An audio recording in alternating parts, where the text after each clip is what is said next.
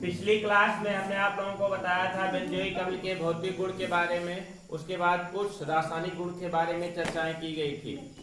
रासायनिक गुण के बारे में हमने बताया था बेंजोइक अम्ल की अम्लता के बाद हमने बताया था लवण का बनना, फिर अमोनिया के साथ अपक्रिया, फिर उसके बाद हमने बताया था एस्टरीकरण, बेंजोइक अम्ल का एस्टरीकरण के बाद हमने बताया था आप लोगों को लास्ट में फास्फोरस पेंटाक्लोराइड के साथ अपक्रिया। इतनी अपक्रियाएं बताई जा चुकी थी। आज हम आप लोगों को बताएंगे बीकार्बोक्सिलीकरण। बहुत इंपॉर्टेंट रिएक्शन है बीकार्बोक्सिलीकरण। बीकार्बोक्सिलीकरण किसे कहा जाता है? बीकार्बोक्सिलीकरण क्या होता है? बेंजोइक अम्ल को सोडा लाइम की बात करते हैं तो सोडा लाइम क्या होता है? बोलो। सोडा लाइम कई बार हमने बताया NaOH प्लस CaO का मिश्रण, NaOH प्लस CaO का मिश्रण क्या कहलाता है? सोडा लाइम कहलाता है। अब बेंजोइक अम्ल को किसके साथ फिट कर देते हैं हम? सोडा लाइम के साथ गर्म कर देते हैं। यह कह सकते हैं सबसे पहले इसको जानिए कि बेंजोइक अम्ल की अभिक्रिया करा दी जाती है कैल्शियम ऑक्साइड के साथ। देखिए दो प्रकार से इसका बीकार्बोक्सिलीकरण होता है। बेंजोइक अम्ल की बात करते हैं तो CH3COH बेंजोइक अम्ल होता है।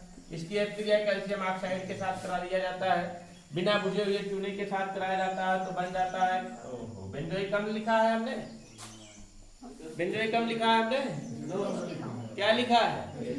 एस्टिक अम्ल। सोए रहो। ये क्या है आपका? C6H5, ये बेंजोइक अम्ल है। C6H5COH बेंजोइक अम्ल होता है। इसकी अभिक्रिया करा देते हैं बिना बुझे हुए चूने के साथ तो क्या बन जाता है? CaCO3 कैल्शियम कार्बोनेट, और हाइड्रोजन जाकर के इसके साथ जुड़ जाएगा और प्राप्त हो जाएगा C6H6 प्लस CaCO3। ये क्या है आपका? बेंजीन की प्राप्ति होती है। और इसके सोडियम लवण की, बेंजोइक अम्ल के सोडियम साल्ट की बात करते हैं तो जैसे सोडियम बेंजोएट, सोडियम साल्ट की अभिक्रिया, सोडियम साल्ट की अभिक्रिया किसके साथ कराते हैं? सोडा लाइम के साथ कराते हैं तो भी बेंजीन की ही प्राप्ति होती है। देखिए C6H5COH ये क्या है आपका? बेंजोइक अम्ल है। और सोडियम साल्ट क्या हो जाएगा? Na लगा देंगे तो सोडियम बेंजोएट बन जाएगा। इसका सोडियम साल्ट कहलाएगा। इसकी अभिक्रिया किसके साथ करा देते हैं हम?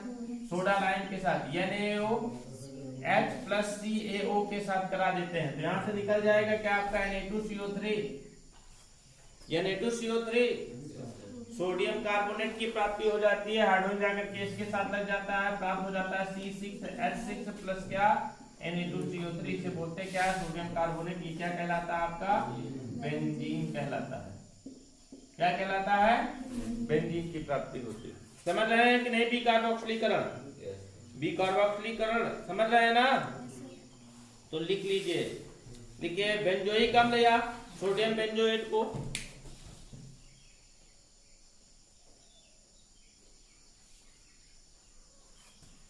बेंजोइक अम्ल या सोडियम बेंजोएट को सोडा लाइम के साथ गर्म करने पर बेंजीन प्राप्त होता है। सोडा लाइम के साथ गर्म करने पर बेंजीन बनती है।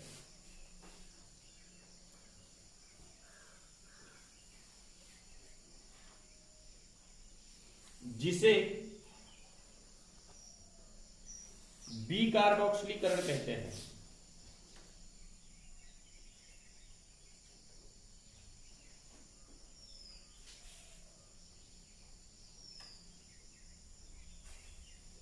जिसे बीकार्बोक्सिलीकरण कहते हैं।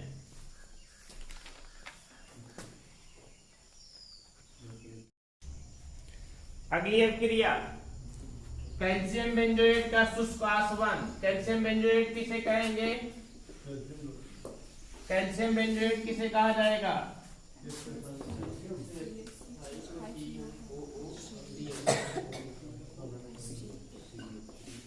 कैल्शियम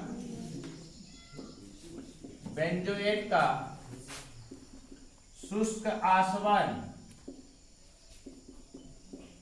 इसका शुष्क आसवन कराना है मुझे तो किस तरीके से शुष्क आसवन कराएंगे? शुष्क आसवन का मतलब क्या होता है कि कैल्शियम बेंजोएट को ड्राई में, मतलब कि सूखे में ही क्या कर दिया जाता है?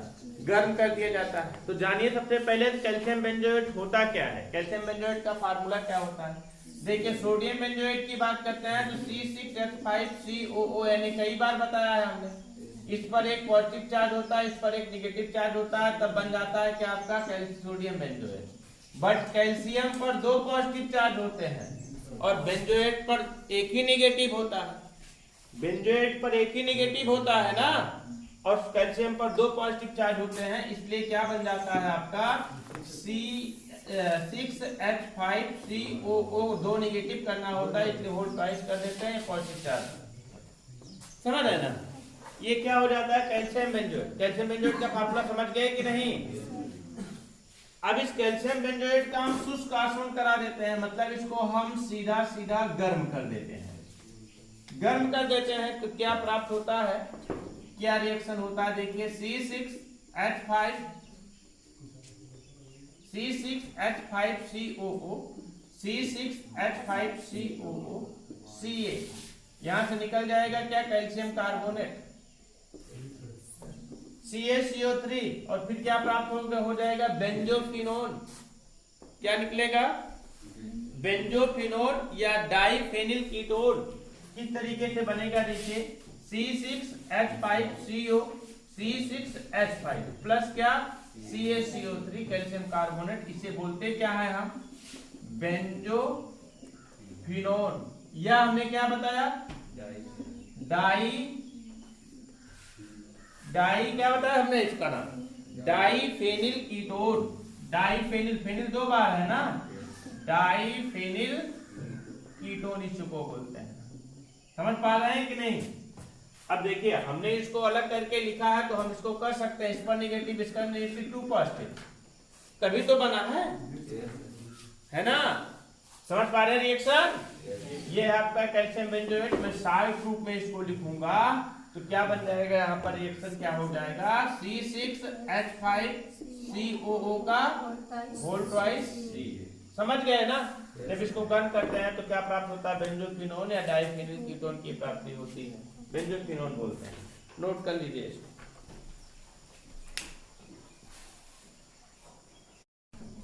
अगला देखिए, अगला पढ़ना है एनहाइड्राइड। एनहाइड्राइड का बनना, एनहाइड्राइड का बनना। कैसे एनहाइड्राइड बनता है? देखिए एनहाइड्राइड, एनहाइड्राइड का बनना।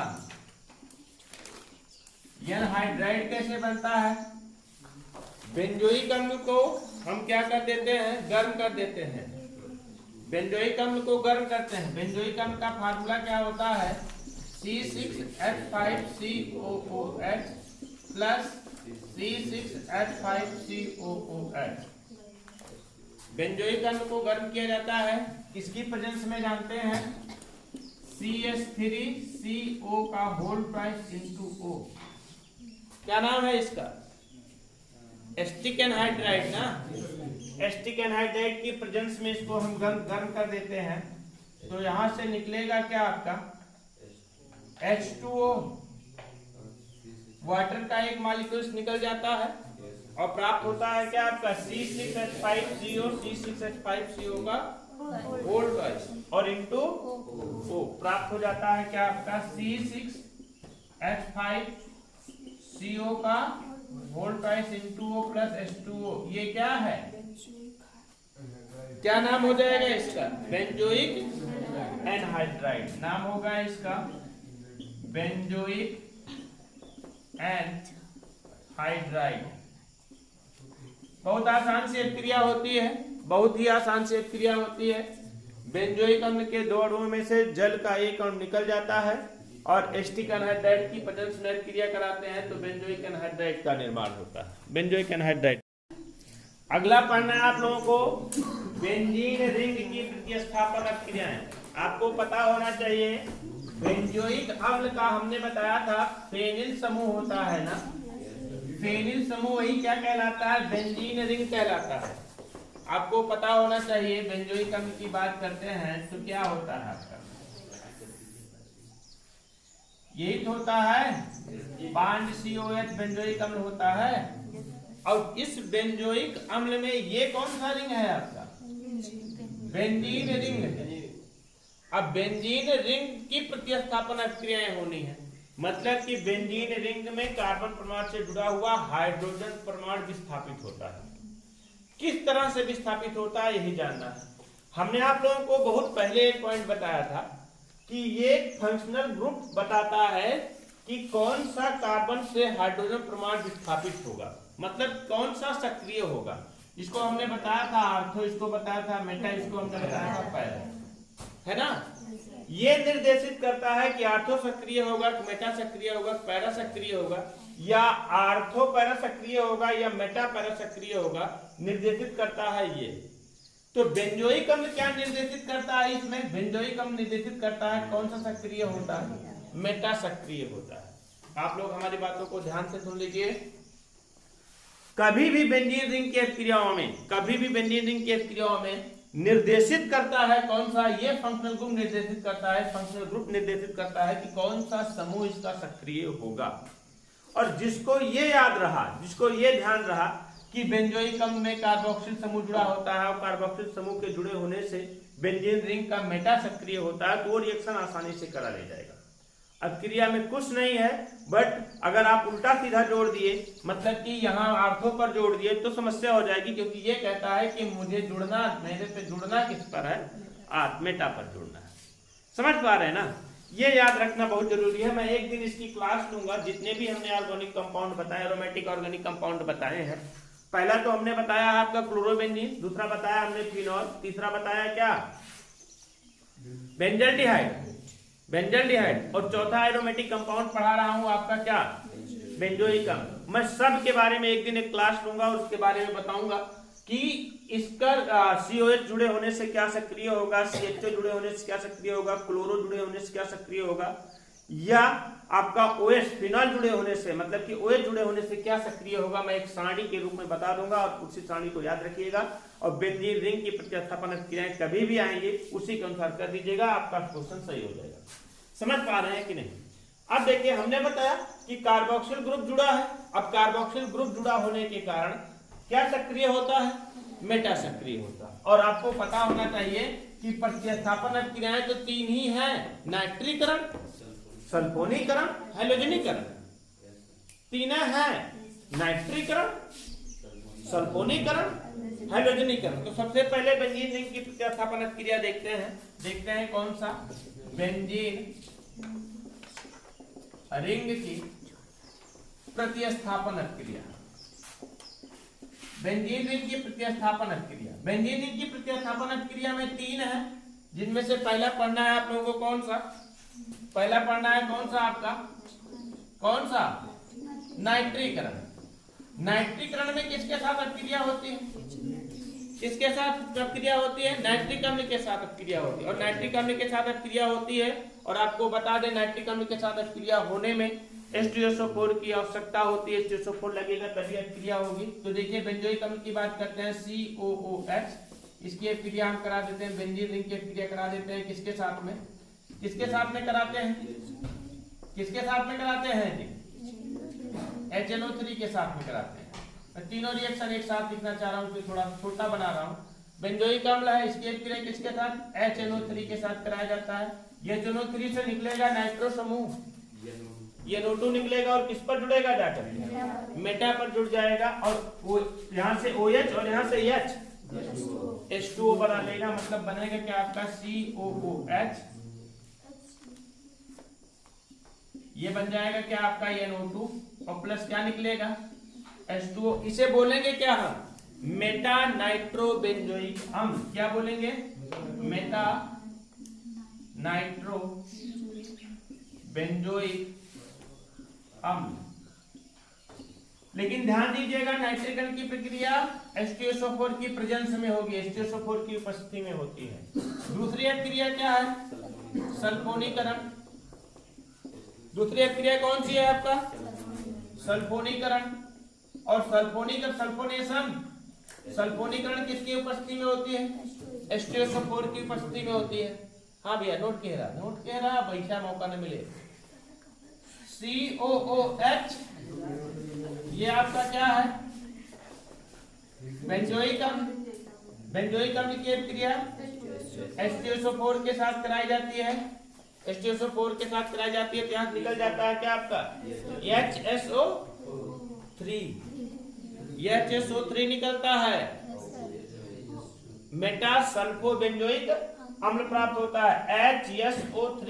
यहाँ से H, यहाँ से O शेष बचता है। OH और H यहाँ से क्या बन जाएगा? H2O और प्राप्त हो जाएगा क्या आपका COOH बांड। ये बन जाएगा क्या आपका SO3H और फिर क्या निकल जाएगा यहाँ से H2O। से क्या बोलेंगे हम? मेटा सल्फो बेंजोइक अम्ल। मेटा सल्फो बेंजोइक अम्ल की प्राप्ति होती है। अगला रिएक्शन कौन सा है आपका? हाइड्रोजनीकरण। हाइड्रोजनीकरण में किसके साथ अपक्रिया होगी? हाइड्रोजनों के साथ। हाइड्रोजनीकरण दिखाई दे रहा है जी इसमें। हाइड्रोजनीकरण में किसके साथ अपक्रिया होगी? देखिए COOH इसके साथ में जुड़ेगा क्या आपका बेंजीन रिंग। इसको थोड़ा सा आप लोग बड़ा ही बनाइएगा, हमें पास स्पेस कम था, मुझे तीनों रिएक्शन एक साथ दिखानी थी इसलिए हमने ऐसा कर दिया। Cl2 के साथ अपक्रिया करा देंगे। हाइड्रोजनों में किसी के साथ कराएं? Chlorine bromine iodine. Cl2 के साथ अपक्रिया करा देते हैं, यहाँ से क्लोरीन के द्वारा मेटा पर जुड़ा हुआ हाइड्रोजन प्रभाव विस्थापित हो जाता है, प्राप्त किया हो जाता है COOH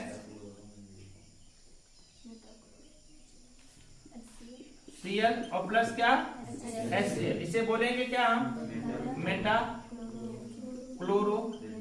दिखाई दे रहा है जी? मेटा क्लोरोबेंजीन की प्राप्ति होती है। समझ रहे हैं ना? देखो गलत हो गया जी। मेटा क्लोरोबेंजोइक नाम होगा इसका क्या? मेटा क्लोरो बेंजोइक अम्ल की प्राप्ति होती है। ये बेंजीन रिंग की प्रतिस्थापन अपक्रियाएं थी। इसी के साथ साथ में आपका ये समाप्त हुआ क्या? बेंजोइक अम्ल के केमिकल प्रॉपर्टी, बहुत रासायनिक गुण बेंजोइक अम्ल का समाप्त।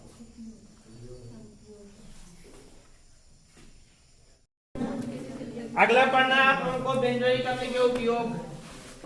रासायनिक गुण समाप्त हुआ, अब पढ़ना है आप लोगों को बेंजोइक अम्ल के उपयोग। बेंजोइक अम्ल का कहाँ कहाँ उपयोग किया जाता है ये जानना है तो लिखिए बेंजोइक अम्ल के उपयोग। ये नोट्स बुक आप लोग दोहराते भी रहिएगा भैया, नहीं नोट्स बनवाने से कोई मतलब नहीं होता जब तक आप लोग दोहराओगे नहीं, रिवाइज करते रहिए। बेंजोइक अम्ल के उपयोग।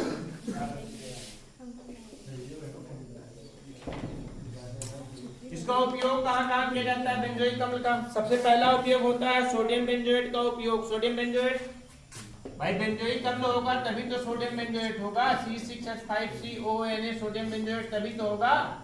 बेंजोइक अम्ल से सोडियम बेंजोएट की प्राप्ति करते हैं। और बेंजोएट का उपयोग कहाँ किया जाता है? अचार, मुरब्बे, टमाटर की चटनी, अचार में, मुरब्बे में, टमाटर की चटनी में और फलों के रस तथा अन्य खाद्य पदार्थों के परिरक्षण में। परिरक्षण का मतलब क्या होता है?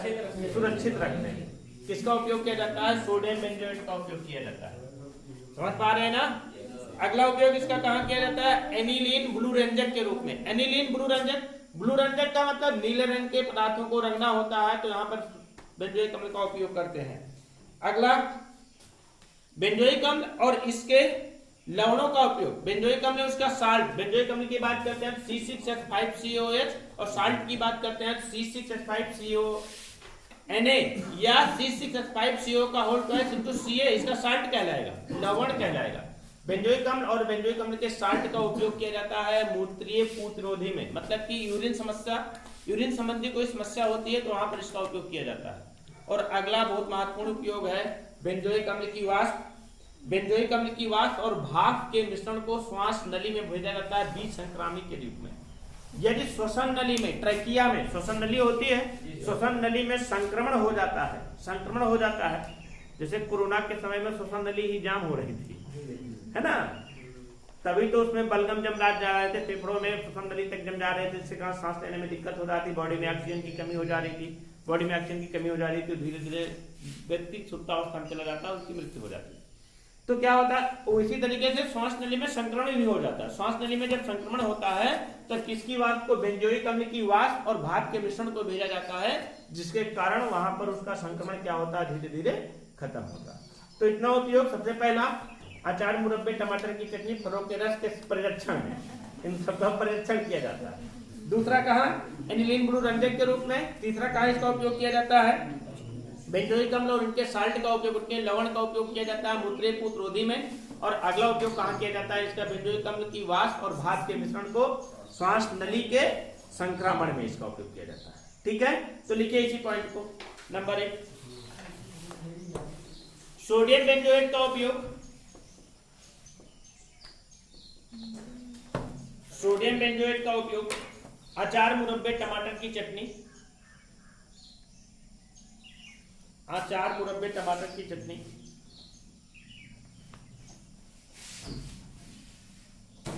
एवं अन्य खाद्य पदार्थों के परिरक्षण में,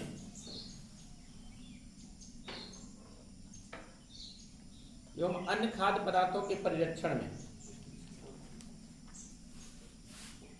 अगला नंबर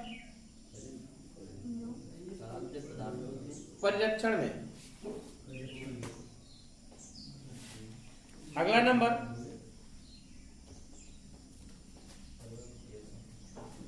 एनिलीन ब्लू रंजक बनाने में, एनिलीन ब्लू रंजक बनाने में।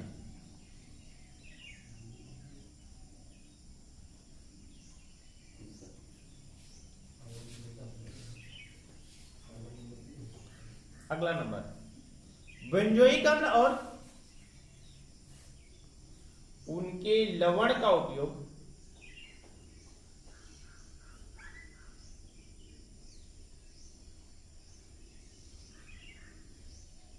औषधियों में, मूत्रीय पूतिरोधी में होता है।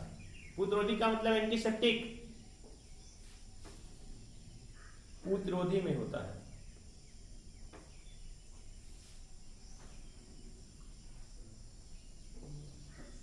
अगला नंबर बेंजोइक अम्ल की वाष्प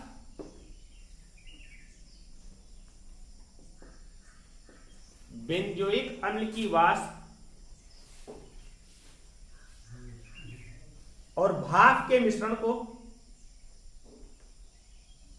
भाप के मिश्रण को श्वसन नली में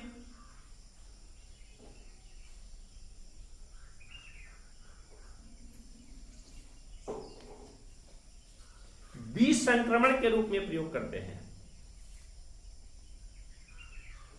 श्वसन नली में बीज संक्रमण के रूप में प्रयोग करते हैं।